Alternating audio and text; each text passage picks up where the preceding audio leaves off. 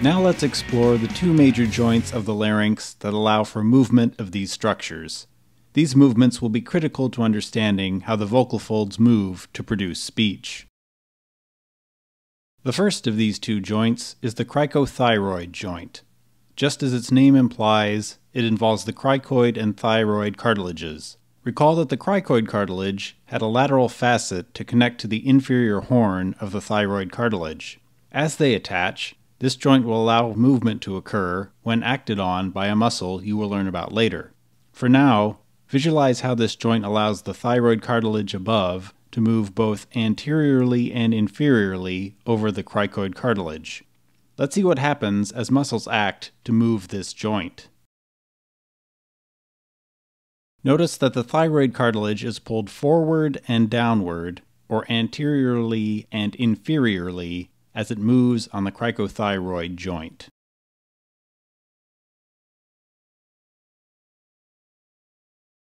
The effective movement of the cricothyroid joint is to actually stretch the vocal folds inside the larynx.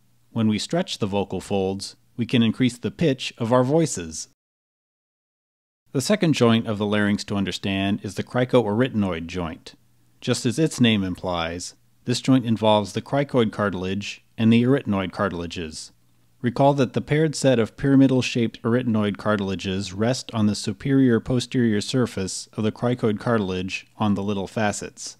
The cricoarytenoid joint is a highly mobile joint that allows for movement in 3 dimensions. Depending on the muscular action, the arytenoids will be able to rock inward, glide sideways, or rotate in and outward. The first movement is rocking. The arytenoids can rock down and inward on the cricoid cartilage as they move down and in toward the trachea. The second movement is gliding. The arytenoids can glide together medially or apart from each other laterally along the surface of the cricoid cartilage. Look at this image, then we'll also show you a video of this next.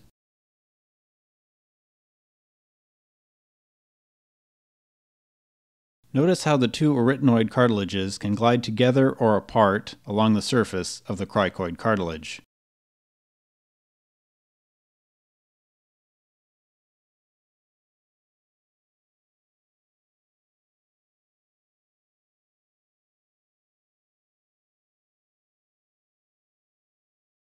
The third movement of the cricoarytenoid joint is rotation. The arytenoids can rotate inward or outward on the cricoid cartilage. Look at this image, then we'll also show you a video of this next. Notice how the two arytenoid cartilages can rotate inward or outward along the surface of the cricoid cartilage.